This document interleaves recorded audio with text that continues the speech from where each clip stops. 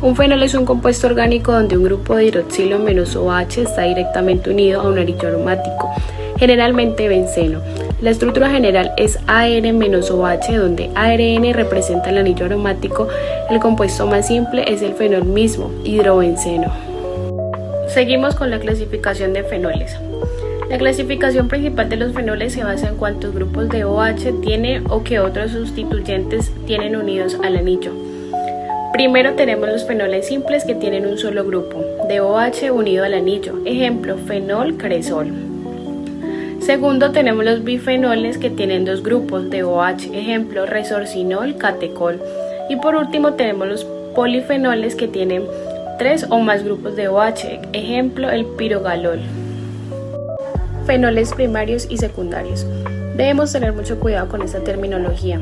Cuando hablamos de fenoles primarios y secundarios, usualmente nos referimos a la clasificación de los alcoholes según el carbono unido al OH. Sin embargo, en el contexto estricto de los fenoles, esta distinción no se aplica de la misma manera que en los alcoholes alifáticos. En los alcoholes tenemos un alcohol primario que es el carbono unido al OH. Está unido a un solo grupo de alquilo o ninguno, como en el metanol.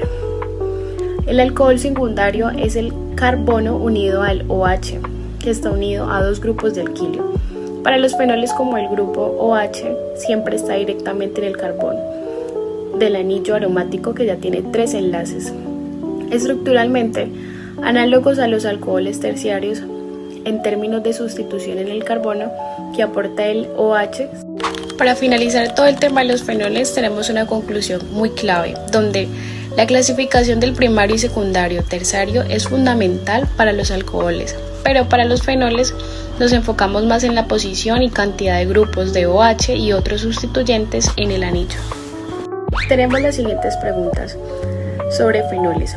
La primera pregunta sería: ¿cuál es la característica estructural definitoria de un fenol y cómo se diferencia de un alcohol alifático simple?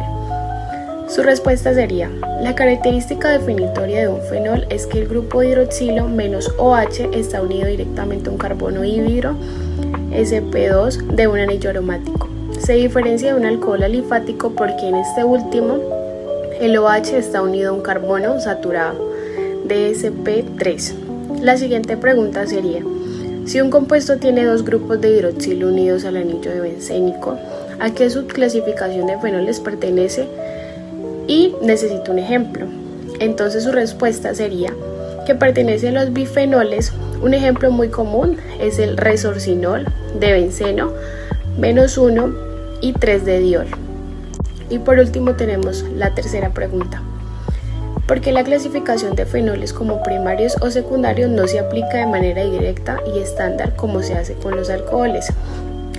Su respuesta sería: porque el carbono al que se une el grupo de OH en un fenol es un carbono del anillo aromático, que ya está unido a dos carbones más un hidrógeno sustituyente, haciendo que la distinción basada en la sustitución de grupos de alquilo en ese carbono sea irrelevante o confusa en comparación con los alcoholes alifáticos.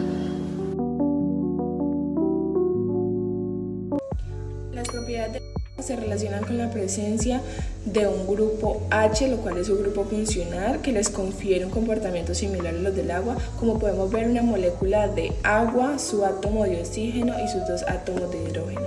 Y como ya sabemos, el oxígeno tiene una carga parcialmente negativa, mientras que los hidrógenos son atraídos por los electrones para llegar a su átomo de oxígeno, tienen una carga parcialmente positiva. Por eso decimos que el agua es un compuesto polar. También ocurre algo similar con los alcoholes. La elevada polaridad entre el hidrógeno y el oxígeno producen fuertes interacciones entre moléculas de agua y puentes de hidrógeno. Estas interacciones explican que los alcoholes, como el metanol, tengan su punto de ebullición tan elevados. Las propiedades físicas se basan en su estructura. Los alcoholes están constituidos por un grupo R, que es nuestro grupo alquino, y un grupo H, que es nuestro compuesto de hidrocarburos, que se basa que es un grupo funcional para los alcoholes. Solubilidad. gracias a que su grupo H permite que los alcoholes sean solubles en agua, pero cuando aumentan los carbonos, esta característica se pierde. Bueno, también debemos saber que hay dos tipos de fuerzas, las cuales son las intramoleculares y las intermoleculares. Las fuerzas intramoleculares son aquellas que dentro de su molécula se dan enlaces de átomos y también se pueden dar en enlaces covalentes, iónicos o entre otros.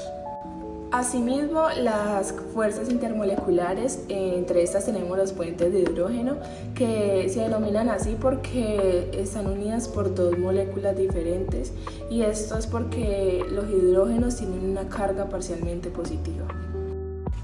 La estructura está dividida en dos partes. Está nuestro grupo hidrofóbico, que le teme al agua, que es nuestro grupo de hidrocarburos, y está el hidrófilo, que ama el agua, que es nuestro grupo de hidroxilos, que por esto decimos que por mayor cantidad de carbonos, menos solubilidad.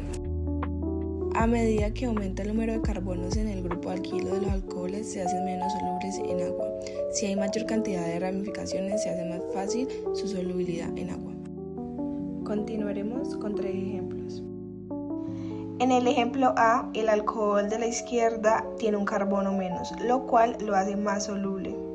En el ejemplo B, ambos alcoholes tienen la misma cantidad de carbonos, pero el de la derecha tiene ramificaciones, lo cual lo hace más soluble.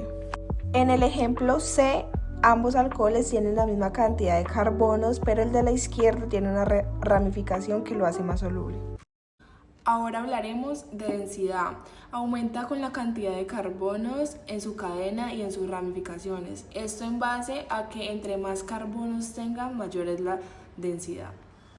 Ahora hablaremos de punto de ebullición y punto de fusión, que aumenta con la cantidad de carbonos y un grupo de hidroxilos en su cadena.